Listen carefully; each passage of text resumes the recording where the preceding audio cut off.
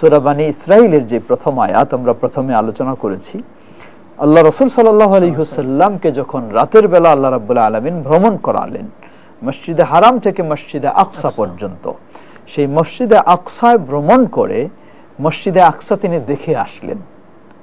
দেখে এসে পরের দিন যখন জানালেন মক্কার মানুষকে যে আমার রাত্রে আজকে তো এই অলৌকিক ঘটনা ঘটেছে, মক্কার মানুষেরা তো যারা মুশরিক তারা সর্বদাই সবকিছু অস্বীকারই করত, এটাও তারা অস্বীকার করে বসলো যে না, হতে পারে না। যেটা সর্বপ্রথম না পরীক্ষা নিরীক্ষা যাচাই ছাড়াই শোনা মাত্রই যিনি স্বীকার করেছিলেন তিনি ছিলেন আবু বকর সিদ্দিক রাদিয়াল্লাহু তাআলা আনহু। মক্কার মানুষেরা এটা অস্বীকার করলো, এটা উড়িয়ে দিল, না এটা হইতে পারে না, অবাস্তব কাহিনী, এটা অবাস্তব কথা। যেখানে সেই যুগে সবচেয়ে দ্রুতগতি বাহন দিয়ে মসজিদে হারাম থেকে মসজিদে আকসা যেতে 1 মাস সময় লাগতো, সেই সময় আর সেই 1 মাসের রাস্তা তিনি রাতের কিছু অংশে গেলেন আবার আসলেন, এটা তো হতে পারে না। তখন তারা একটা প্রস্তাব দিল, রাসূল সাল্লাল্লাহু আলাইহি ওয়াসাল্লাম দুইটা সংবাদ দিলেন, একটা হলো মসজিদে আকসা পরিদর্শন, এই ভিজিট এটা, আর একটা হলো ঊর্ধ্বগমনে গেছেন সবকিছু, আরো মেরাজ যেটা ঘটেছে, ইসরা এবং মেরাজ দুটো জিনিস। তারা ঊর্ধ্বগমনেরটা তো পরীক্ষা করার কোনো সুযোগ নেই, কিন্তু তাদের কোনো ব্যবসায়ী মানুষ মসজিদে আকসা পর্যন্ত গেছেন ব্যবসার প্রয়োজনে, তাই তাদের কারো জানা ছিল যে মসজিদে আকসার ভবন বা অবকাঠামো কিরকম, তারা এটি পরীক্ষার জন্য ব্যবস্থা নিল। নবী সাল্লাল্লাহু আলাইহি ওয়াসাল্লাম তো পরীক্ষা দিতে হবে কোথায় এর স্থাপনা কিরকম, কয়টা দরজা কয়টা জানালা কি, এই প্রস্তুতি নিয়ে তো সেটি দেখেননি, তিনি এই চিন্তা নিয়ে তো দেখেননি।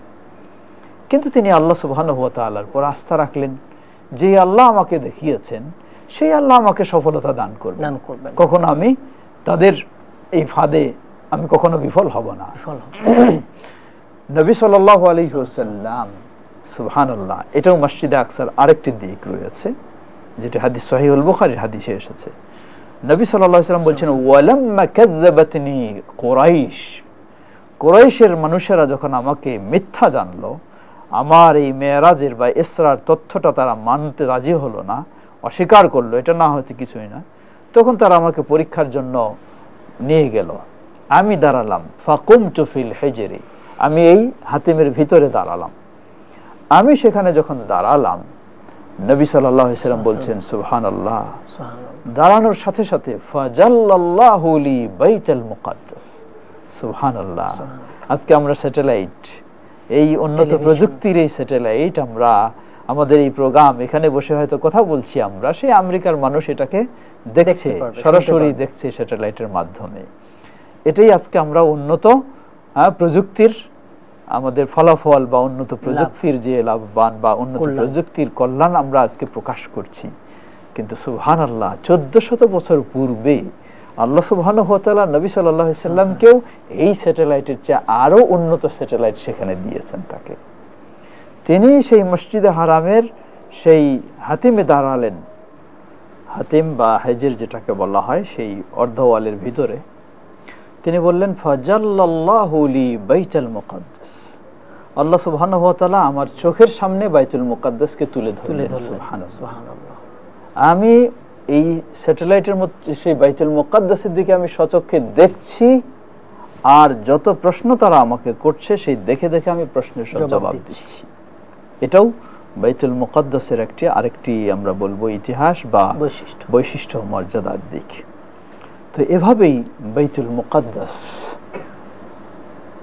আল্লাহ সুবহানাহু ওয়া তাআলা এটিকে মর্যাদাশীল করেছেন, এবং বাইতুল মুকাদ্দাস পর্যায়ক্রমে সেটি নির্মাণ হয়েছে। এখনো যেভাবে রয়েছে সেটা তো আমরা জানছি, সকলেই বুঝতেছি, বিভিন্ন সীমাবদ্ধতার মাঝে রয়েছে, বিভিন্ন বাধা প্রতিবন্ধকতার মাঝে রয়েছে অবস্থা। জি, তো এটি হচ্ছে বাইতুল মুকাদ্দাস নির্মাণের সংক্ষিপ্ত আমরা বলবো।